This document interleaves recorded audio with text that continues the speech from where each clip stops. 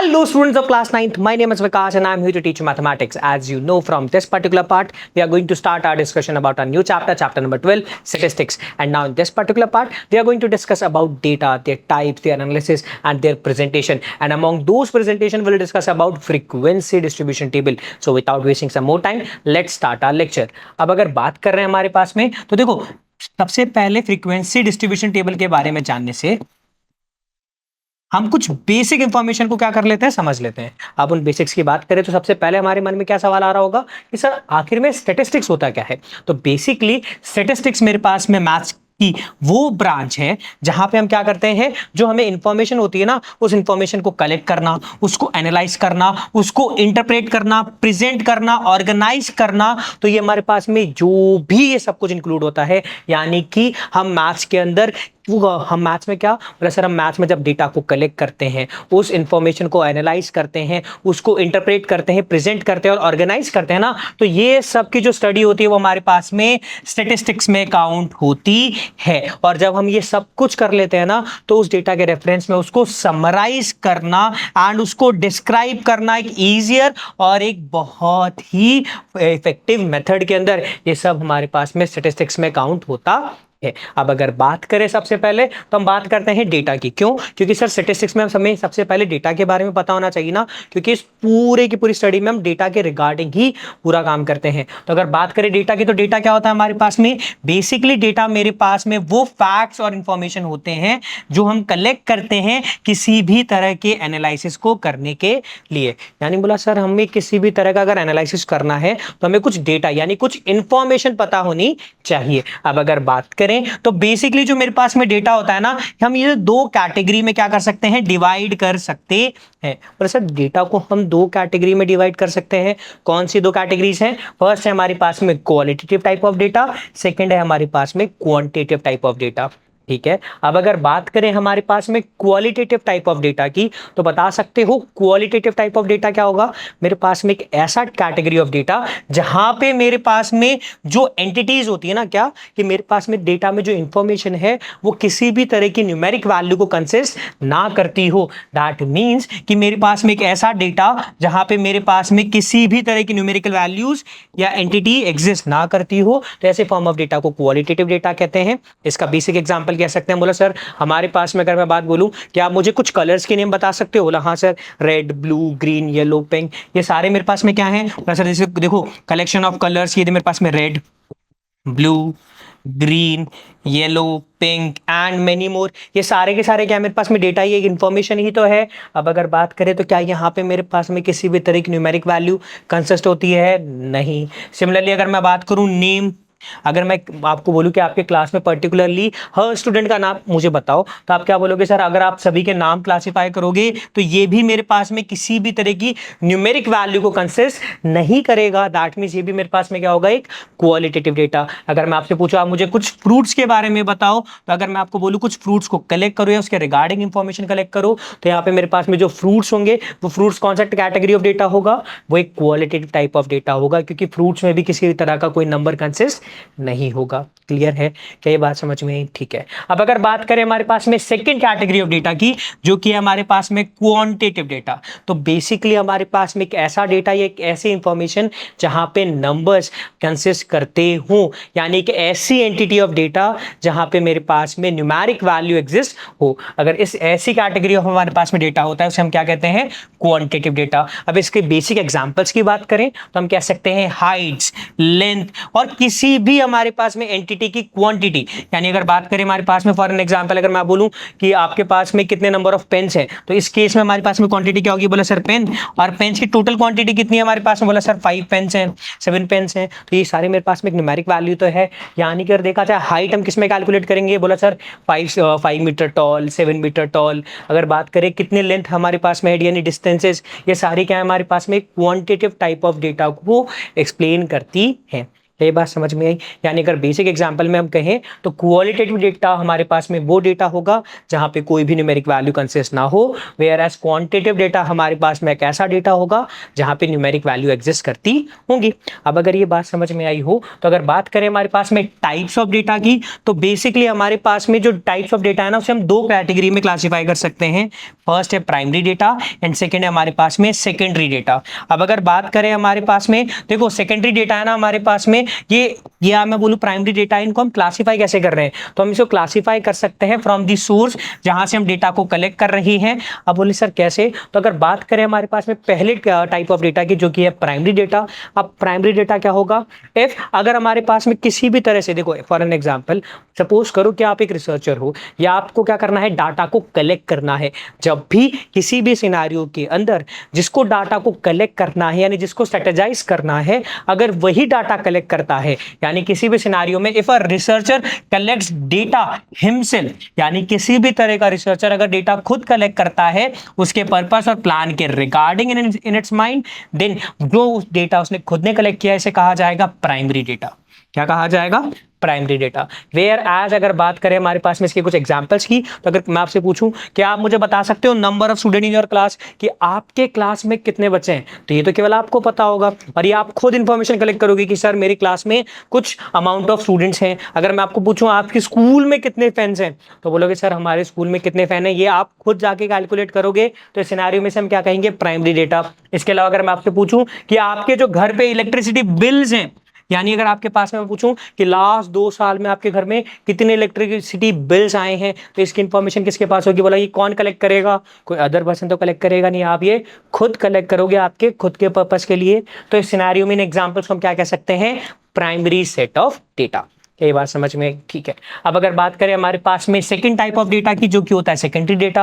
अब अगर बात करें बेसिकली सेकेंडरी डेटा हमारे पास में तब डेटा होगा जब रिसर्चर के लिए हमारे पास में कोई सेकेंडरी पर्सन, यानी अगर बात करा जाए कि जो डेटा हमारे पास में रिसर्चर कलेक्ट करता है ना, ये इसके लिए कोई थर्ड पार्टी इसको क्या करता है, डेटा लाके देता है। एंड इस सिनेरियो में रिसर्चर क्या करता है, जो मेरे पास में इसके पास में कलेक्टेड डेटा होता है ना, इस कलेक्टेड डेटा को ये खुद की रिसर्च के लिए यूज करता है। उस सिनेरियो में फॉर्म ऑफ डेटा को कहेंगे सेकेंडरी डेटा। अब अगर इसके कुछ बेसिक एग्जांपल्स की बात करें तो हम कह सकते हैं सर देखो जो इलेक्शन रिजल्ट्स होते हैं ना, क्या जो इलेक्शन रिजल्ट्स होते हैं जो हमने कहां से ऑब्टेन करे, टेलीविजन और न्यूज़पेपर से। तो एक बात बताओ, डेटा है या मैं बोलूं इन्फॉर्मेशन हमने कहां से ली, बोला सर टेलीविजन और न्यूज़पेपर से। फिर उसके रिगार्डिंग हमने क्या करी, हमारी रिसर्च को कंटिन्यू किया। क्लियर है, यानी अगर देखा जाए तो हमारा जो सोर्स है वो एक सेकेंडरी पर्सन है, ना कि एक प्राइमरी पर्सन। हमने ये इंफॉर्मेशन खुद से कलेक्ट नहीं की। यस या नो। सेकेंडली अगर बात करें हमारे पास में literacy rate data obtained from educational survey. अगर देखा जाए बहुत सारे डिफरेंट सर्वेज होते हैं, उन सर्वेज के रेफरेंस में हमने इंफॉर्मेशन कलेक्ट करी। तो अगर देखा जाए तो जो प्राइमरी सोर्स है, देखो जो सर्वे करने वाले थे वो तो उनके लिए रेफरेंस में तो प्राइमरी डेटा हुआ, बट उस सर्वे के रिगार्डिंग हमने इंफॉर्मेशन अडेप्ट करी है, इंफॉर्मेशन हमने ली है, तो हमारे लिए वो सर्वे क्या होंगे, एक सेकेंडरी फॉर्म ऑफ डेटा की तरह एक्ट करेंगे। क्या ये बात समझ में आई, ठीक है। अब अगर बात की जाए हमारे पास में प्रेजेंटेशन ऑफ डेटा की, तो देखो हमारे पास में जो देखो इंफॉर्मेशन तो बहुत सारी है। अब अगर देखा जाए तो हमें कुछ क्वालिटेटिव टाइप ऑफ डेटा मिलेंगे, कुछ क्वांटिटेटिव टाइप ऑफ डेटा मिलेंगे। अब ये इंफॉर्मेशन होगी, इसको प्रेजेंट हमें करना होगा। तो सर ये सारी इंफॉर्मेशन हमें प्रेजेंट क्यों करनी है, या इसके प्रेजेंटेशन या ऑर्गेनाइजेशन पे इतना ध्यान क्यों देना है, तो बेसिकली ये हमारे लिए एक बहुत मेजर रोल प्ले करता है। कैसे, बोला सर देखो हमें कोई भी इंफॉर्मेशन मिलती है, वो इंफॉर्मेशन फॉर एन एग्जांपल मैं आपको कहूँ कि मैं आपको कुछ रैंडमली नंबर्स पिक करने के लिए बोलता हूँ कि जैसे आपने बोला 1 2 5 7 9 9 2, ठीक है, फिर 6 5 4 7 6 5 2, एंड ऐसे करके रैंडमली मैं आपको नंबर्स पिक करने के लिए बोलूं, और उसके बाद मैं आपसे पूछूं बता सकते हो कि कितने नंबर्स रिपीट हुए, या कितने नंबर्स मेरे पास में ऐसे हैं जो केवल एक ही बार आए या मैंने एक ही बार लिखे हों, या ऐसे कोई नंबर जो मैंने लिखे ही नहीं है। बोला सर इसके लिए आप क्या करो, देखो आपने 1 कितनी बार लिखा, बोला सर 1, उसके बाद आपने 1 लिखा ही नहीं, यानी 1 आपने केवल एक ही बार लिखा है। 2 आपने देखो 1 2 3 आपने 3 बार 2 को लिखा है। 6 आपने कितनी बार लिखा है, 2 टाइम्स लिखा है। 9 आपने 2 टाइम्स लिखा है। 5 आपने 2 टाइम्स लिखा है। 7 आपने 1 टाइम लिखा है। बट अगर देखा जाए 8 आपने लिखा ही नहीं। देखो ये हमारे पास में डेटा था ना, अब अगर इस डेटा को मैं अरेंज कर दूं एक ऐसे फॉर्मेट में, हम एक ऐसे विजुअली अगर मैं बात करूं इसकी प्रेजेंटेशन को चेंज कर दूं, इसकी प्रेजेंटेशन को चेंज करने की वजह से देखो एक तो हमें खुद को मेहनत करनी पड़ेगी। बोला यार सर ये 1 एक टाइम है, फिर ये 2 आपने 1 1 2 3 टाइम लिखा, तो ये टाइम कंज्यूमिंग भी है। और एक समझो ये तो इन्फॉर्मेशन हमारे पास में कैसी थी, लिमिटेड थी। मैं आपको अगर मान लो मैं आपको ओवरऑल और इन्फॉर्मेशन दे दूं, फॉर एन एग्जांपल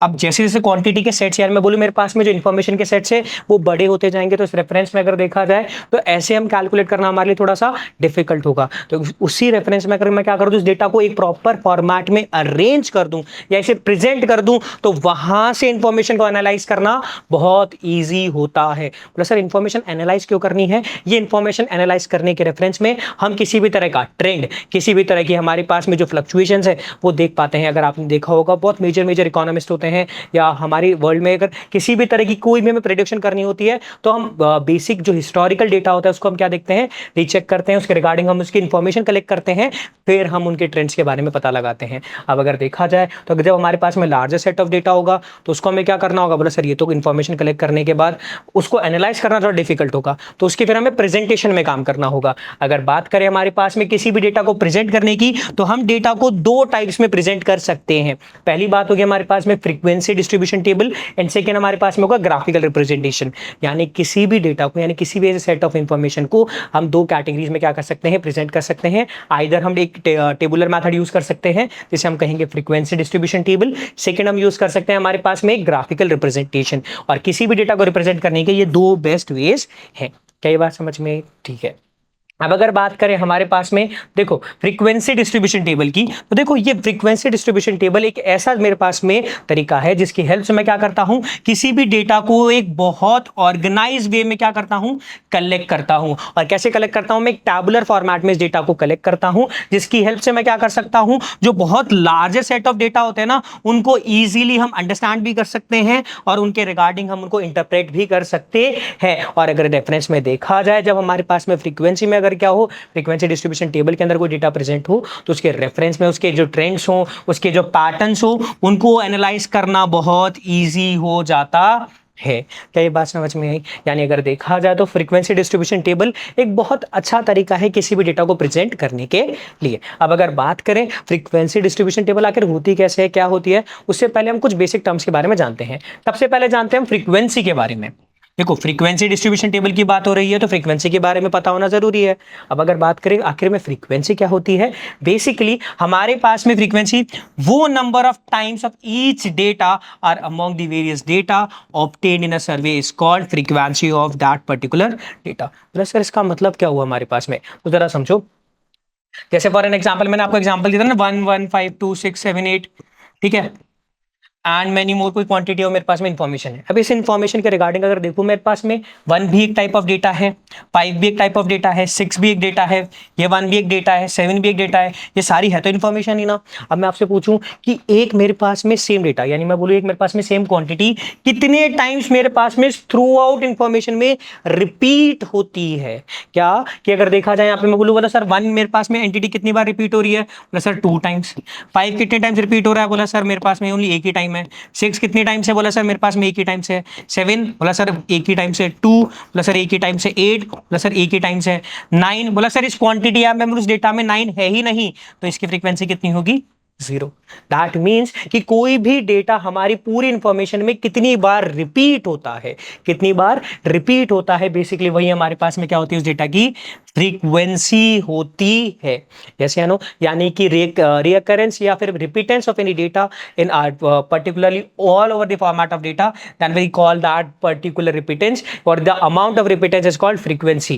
क्लियर है? अब अगर बात करें हमारे पास में types of frequency of distribution table, तो हम इसे कह सकते हैं हमारे पास में जो डिस्ट्रीब्यूशन टेबल होगी ना, उसे हम 2 कैटेगरी में क्लासिफाई कर सकते हैं, और वो दोनों कैटेगरी डिपेंड करती है हमारे डेटा की, हमें जो डेटा हमें मिलता है। प्लस सर कैसे, प्लस सर पहला हम कह सकते हैं हमारे पास में अनग्रुप्ड फ्रीक्वेंसी, या मैं बोल सकता हूं अनग्रुप्ड फ्रीक्वेंसी डिस्ट्रीब्यूशन टेबल, या मैं कह सकता हूं एक ग्रुप्ड फ्रीक्वेंसी डिस्ट्रीब्यूशन। ना sir ungrouped frequency distribution and group frequency distribution में क्या फर्क है, तो देखो जब हमें डेटा एक ग्रुप फॉर्मेट के अंदर मिलता है, तब हमारे पास में जो फ्रीक्वेंसी डिस्ट्रीब्यूशन टेबल बनती है वो ग्रुप्ड होती है। एंड जब हमें डेटा अनग्रुप फ्रीक्वेंसी डिस्ट्रीब्यूशन, यानी अगर बात करें हमारे पास में डेटा कैसा मिल रहा है, हमें अनग्रुप्ड मिल रहा है, तब उस सिनेरियो में हमारे पास में जो डिस्ट्रीब्यूशन टेबल बनेगी वो अनग्रुप फ्रीक्वेंसी डिस्ट्रीब्यूशन टेबल होगी। बोला सर ये grouped and ungroup frequency distribution table क्या है, तो जरा समझो। बात करते हैं हमारे पास में अनग्रुप फ्रीक्वेंसी डिस्ट्रीब्यूशन। अब अगर बात करें तो देखो, जब हमारे पास में डेटा की वैल्यूज क्या हो, क्या मैं बोलूँ डेटा का सेट कैसा है हमारे पास में, बहुत लिमिटेड है। यानी फॉर एन एग्जांपल, जैसे मैंने आपको बोला ना कि मैं यहाँ पे कुछ नंबर्स लिख रहा हूँ, फॉर एन एग्जांपल 5 7 6, ठीक है, फिर 7 9 9 6 5 4 2 9 8 6 5 4। तो देखो ये जो मेरे पास में डेटा गिवन है कैसा गिवन है, बोला सर ये तो लिमिटेड और बहुत ही स्मॉल क्वांटिटी में है, तो इसके रेफरेंस में अगर डिस्ट्रीब्यूशन टेबल बनाए, बोला सर ये बनाना तो बहुत ईजी है। कैसे, बोला सर देखो अगर इस रेफरेंस में देखा जाए तो हम डिस्ट्रीब्यूशन टेबल आराम से बना सकते हैं।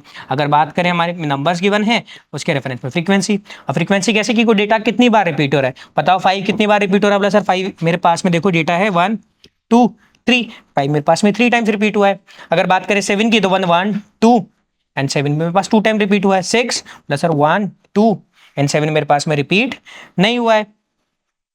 इसके बाद अगर देखा जाए 9 कितनी बार हुआ है, सर 1 2 3, 9 मेरे पास में 3 टाइम्स रिपीट हो रहा है। एंड 4, बोला सर 4 मेरे पास में ओनली 1 टाइम है। एंड 8 मेरे पास में कितनी टाइम्स है, बोला सर 8 भी 1 टाइम है ना, एंड सो ऑन करके। यानी देखा जब मेरे पास में जब सेट किया, मैं बोलूँ मेरे पास में जो डेटा और इन्फॉर्मेशन थी वो बहुत ज़्यादा स्मॉल थी, तो हम क्या कर सकेंगे, बोला सर जब डिस्ट्रीब्यूशन टेबल हम ड्रॉ करेंगे उसके अंदर हमारे पास में जो क्वांटिटी होगी ना उसे इंडिविजुअली हम लिस्ट कर सकते हैं। जब हम किसी भी डेटा को इंडिविजुअली लिस्ट करते हैं, यानी देखा जाए 5 हमने एक इंडिविजुअली कैटेगरी में क्लासीफाई किया, 7 को एक इंडिविजुअल कैटेगरी में क्लासीफाई किया, 6 को एक इंडिविजुअल कैटेगरी में क्लासीफाई किया, 9 को मैंने एक इंडिविजुअल कैटेगरी में क्लासीफाई किया, 4 को एक इंडिविजुअल कैटेगरी की तरह मैंने कंसीडर किया। तो इस सिनेरियो में जो डेटा या इंफॉर्मेशन होगी मेरे पास में कैसी होगी, अनग्रुप्ड है। और अगर बात करें इस रेफरेंस में जो मेरे पास में फ्रीक्वेंसी होगी ना, यानी मेरे पास में देखो हर क्वांटिटी की यानी हर डेटा की क्या है, नंबर ऑफ फ्रीक्वेंसी इसमें क्या होगी मेरे पास में लिस्टेड होगी। तो ऐसे कैटेगरी या ऐसे डिस्ट्रीब्यूशन को हम कहेंगे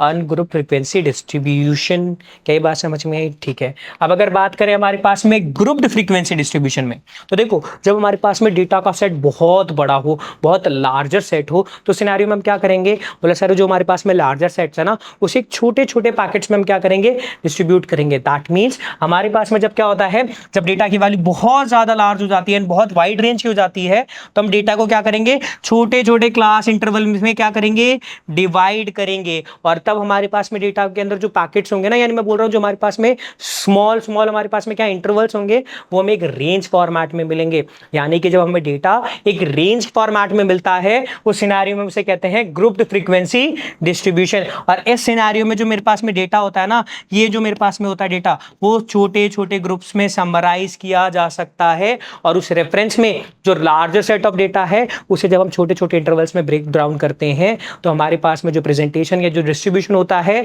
उसके रेफरेंस में वो बहुत ईजियर और एक कॉम्पैक्ट तरीके से हमें आसानी से मिल सकता है, और उसे इंटरप्रेट करना और एनालाइज करना ईजियर रहता है। ठीक है, क्या ये बात समझ में आई? ठीक है। अब अगर बात करें हमारे पास में देखो कुछ बेसिक और मेजर की टर्म्स के रिगार्डिंग जो हमें इस फ्रीक्वेंसी डिस्ट्रीब्यूशन टेबल के रेफरेंस में पता होनी चाहिए, तो बात करते हैं जिनमें हमारे पास में ऑब्जर्वेशन से हमारा मतलब है हमारा डेटा किस कैटेगरी का है, हमें ग्रुप डेटा कैसे गिवन है या अनग्रुप क्लासिफिकेशन में गिवन है वो हमें देखना होगा। उसके अलावा हमें पता होनी चाहिए क्योंकि उस डेटा के रिगार्डिंग फ्रीक्वेंसी क्या है वो हमें पता होनी चाहिए। उसके रिगार्डिंग हमें टेलीमार्क्स के बारे में, क्लास इंटरवल्स के बारे में, क्लास साइज और क्लास मार्क्स के बारे में पता होना चाहिए जब भी हम किसी भी तरह की फ्रीक्वेंसी डिस्ट्रीब्यूशन टेबल फॉर्म करते हैं। बोला सर ये सब क्या है, बोला सर देखो ऑब्जर्वेशन यानी अगर आप बात करें डेटा की, तो डेटा के बारे में तो आपने हमें समझा दिया, जैसे ग्रुप्ड अनग्रुप्ड हुआ, हमारे पास में दो कैटेगरी ऑफ डेटा हुए, जैसे हमारे पास में क्वांटेबल एंड हमारे पास में क्वालिटेटिव, एंड बहुत सारे हमारे पास में कैटेगरी ऑफ डेटा हमने समझे। इसके अलावा हमने फ्रीक्वेंसी भी समझ ली है। अब बात करें सर देखो telemarks, class interval, class size और ये क्लास मार्क्स क्या है, तो अगर देखें इनको समझें तो सबसे पहले बात करते हैं हम टेलीमार्क्स की। तो देखो जब आप प्रीवियस क्लासेस में, बोला आपकी जूनियर क्लासेस में आपने इनके बारे में पढ़ा होगा, क्या बोला सर देखो ये हमारे पास में ना एक वे ऑफ काउंटिंग फ्रीक्वेंसी होती है जहां पे हम वर्टिकल लाइंस को यूज करते हैं। बोला सर वर्टिकल लाइन फ्रीक्वेंसी को काउंट करने के लिए फॉर एन एग्जांपल हमारे पास में कोई भी डेटा से ए है, बी, सी, डी है। अब अगर देखा जाए मेरे पास में ए कोई डेटा है, उसके रेफरेंस में फ्रीक्वेंसी गिवन है हमें 5, इसके रिगार्डिंग गिवन है 7, सी के रिगार्डिंग गिवन है 9, डी के रिगार्डिंग गिवन है हमें 6।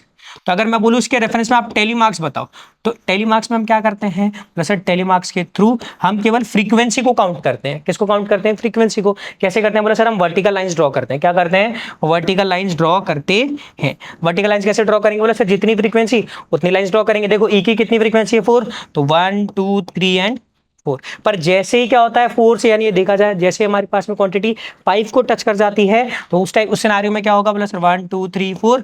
अब जैसे देखो इसकी फ्रीक्वेंसी कितनी है? 5, तो एक मेरे पास में क्रॉस लाइन आएगी। ठीक है, अब दोबारा अगर बात करें हमारे पास में, बोला सर 5 से ज्यादा हो तो, बोला सर देखो 5 तक तो सेम है, देखो यहाँ पे 7 है ना, तो 1 2 3 4 5 ये हो गई। अब उसके बाद दोबारा से स्टार्टिंग से देखो यहाँ तक 5 हुई, इसके बाद 5 से कितने ज्यादा है? बोला सर 2, सर 1 2, तो टोटल क्वांटिटी कितनी हो गई? 7। सिमिलरली 9 के लिए तो कितनी होगी सर? 1 2 3 4 5, 1 2 3 4। समझ में आया? सिमिलरली 6 के लिए कितनी होगी बोला सर? 1 2 3 4 5 एंड 6। इस तरह से हम टेलीमार्क्स को यूज करते हैं ताकि हम फ्रीक्वेंसी को काउंट कर सके। एक किसमें बोला सर? एक विजुअल वे में हम फ्रीक्वेंसी को काउंट कर सके। क्या ये बात समझ में आई? ठीक है। अब अगर बात करें हमारे पास में क्लास इंटरवल्स की, तो बेसिकली देखो जब हमारे पास में लार्जर सेट ऑफ डेटा होता है ना, उसे हम जब छोटे छोटे क्या करते हैं, ग्रुप्स में क्या करते हैं, डिवाइड करते हैं, छोटे छोटे इंटरवल्स में डिवाइड करते हैं, यानी छोटे छोटे हमारे पास में रेंजेस में उसको जब डिवाइड करते हैं, तो वो जो हमारे पास में रेंज होती है उसे हम क्या कहते हैं? क्लास इंटरवल कहते हैं। तो बेसिकली अ ग्रुप और range in which data is divided among a group frequency distribution, then we call that particular group is called class intervals। अगर बात करें इसकी बेसिक एग्जांपल्स के तौर पे, तो फॉर एन एग्जांपल मेरे पास में मान लो 100 तक के कुछ नंबर्स हैं। ठीक है, क्या है? 100 तक के नंबर्स लाइक 1 2 3 4 5 6 7 8 9 10।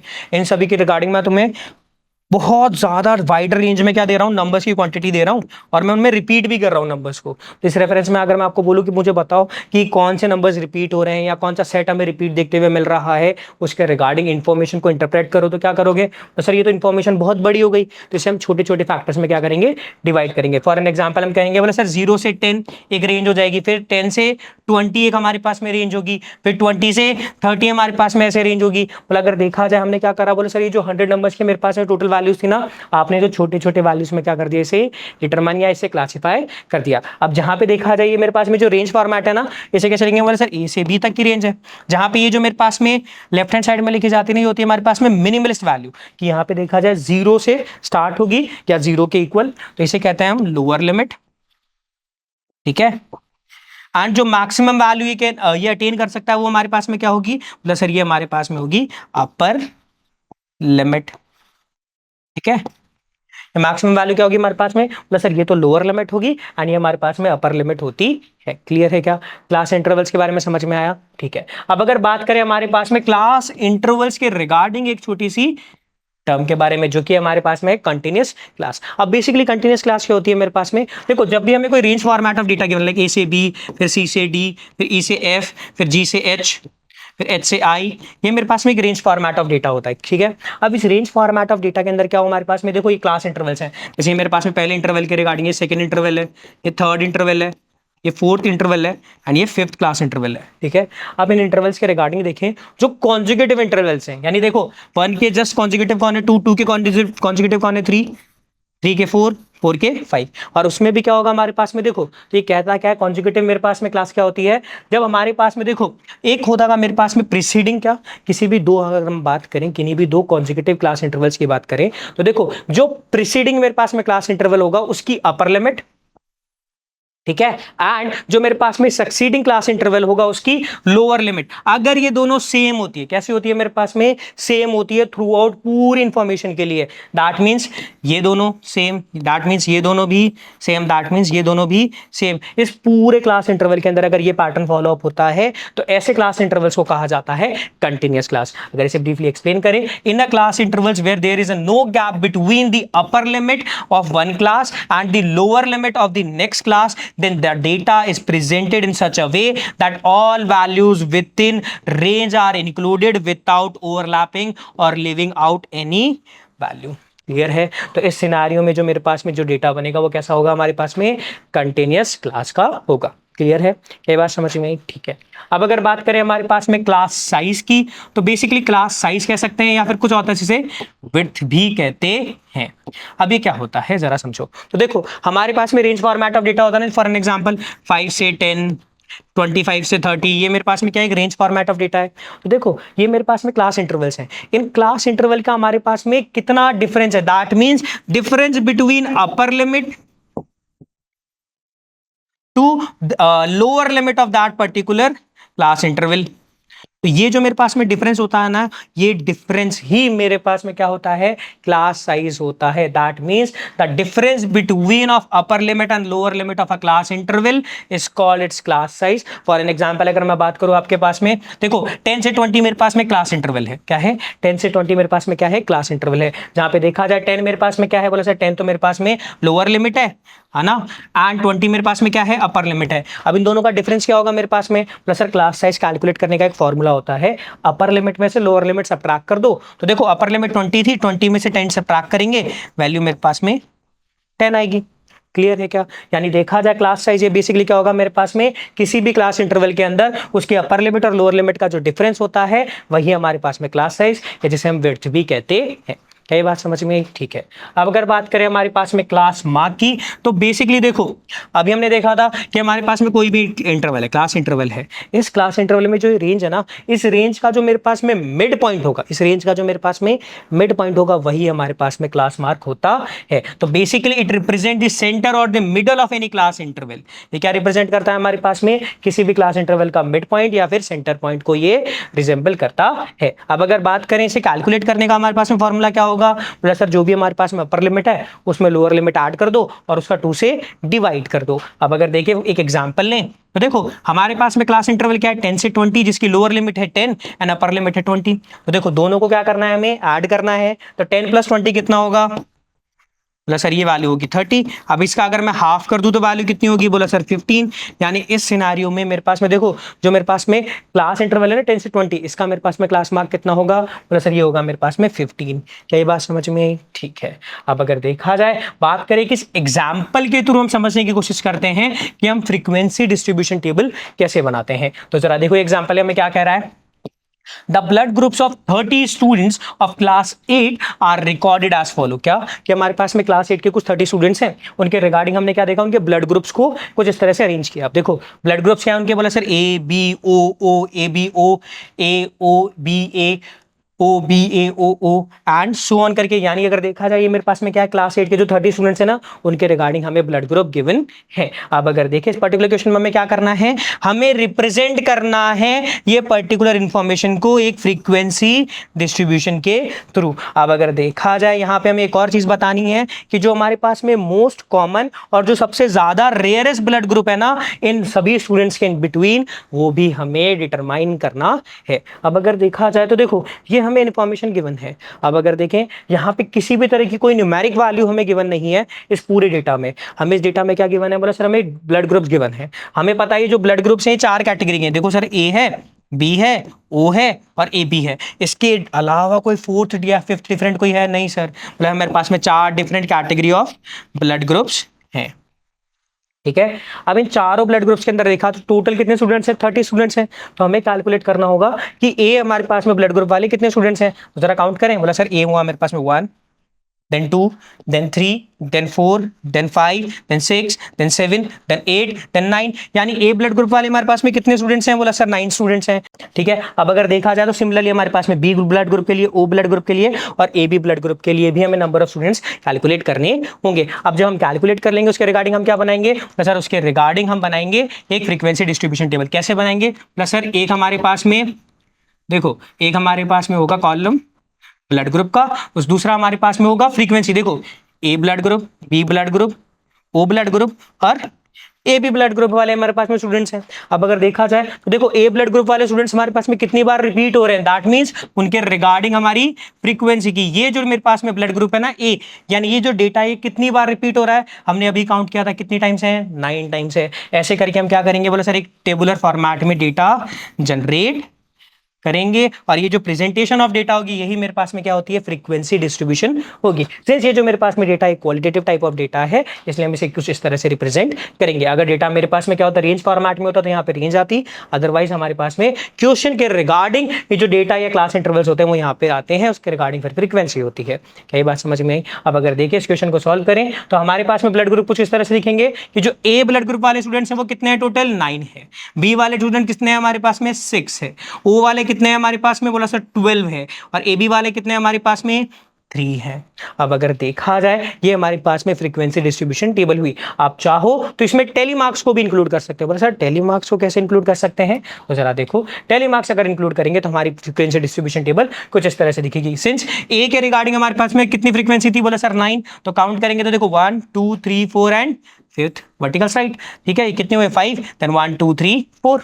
सिमिलरली बी के रिगार्डिंग बात करें तो कितने हैं, बोला सर 6 है, तो 1 2 3 4 and 5 and last one 6 and so on करते हुए हमारे पास में इंफॉर्मेशन आई। अब अगर देखा जाए तो देखो डेटा को एक हमें कुछ इस तरह से देखना। अब मैं पूछूं आपको इस डेटा से मुझे बता सकते हो सबसे कॉमन कौन सा है, यानी जो उसकी क्वांटिटी सबसे ज्यादा है, एंड सेकंड जो सबसे ज्यादा रेयरेस्ट है इन सभी ब्लड ग्रुप में से। तो आप मुझे बता सकते हो। बोला सर ऐसे अगर हम देखा जाए तो मुझे कैलकुलेटर काउंट करना पड़ेगा और ये थोड़ा टिपिकल प्रोसेस है। अगर वेयरएस अगर डेटा मुझे कैसे गिवन होता, एक टेबुलर फॉर्मेट में डेटा गिवन होता तो मैं डायरेक्टली देख के बता सकता था क्या कि सर देखा जाए इस पूरी इंफॉर्मेशन के अंदर जो सबसे ज्यादा कॉमन है, दैट मीन जो सबसे ज्यादा मेरे पास में नंबर ऑफ स्टूडेंट्स के पास है वो कौन सा है मेरे पास में, sir O blood group. That means most common blood group कौन सा हुआ, सर मोस्ट कॉमन मेरे पास में ओ ब्लड ग्रुप हुआ। कौन सा ब्लड ग्रुप हुआ, ओ ब्लड ग्रुप। एंड कौन सा ब्लड ग्रुप मेरे पास में सबसे रेयरेस्ट है, एंड रेयरेस्ट मेरे पास में होगा जिसकी क्वांटिटी सबसे कम है। और सबसे कम स्टूडेंट्स में कौन सा ब्लड ग्रुप है, sir A B blood group. That means ये मेरे पास में ये हुआ। क्लियर है क्या ये बात समझ में आई? ठीक है, तो ये हमारे पास में फ्रीक्वेंसी डिस्ट्रीब्यूशन टेबल होती है। यानी अगर देखा जाए इस पूरे पर्टिकुलर पार्ट में हमने क्या देखा, फ्रीक्वेंसी डिस्ट्रीब्यूशन के बारे में जाना, उसके रिगार्डिंग कुछ बेसिक टर्म्स और कुछ बेसिक कंसेप्ट्स के बारे में समझा। और अगर देखा जाए ये सब कुछ हमने समझ लिया है तो कुछ असेसमेंट के क्वेश्चंस ट्राई करें।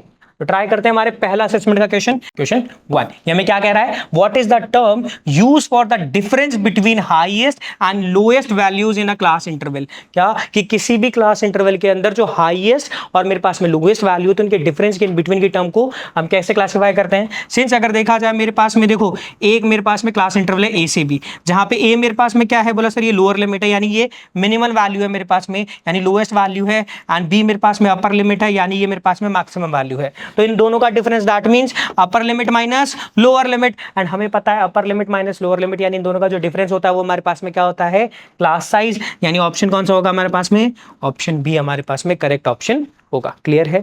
अब अगर बात करें हमारे पास में नेक्स्ट क्वेश्चन की, जो कि हमारे पास में यह है, क्या कह रहा है, what is the class mark in a frequency distribution table.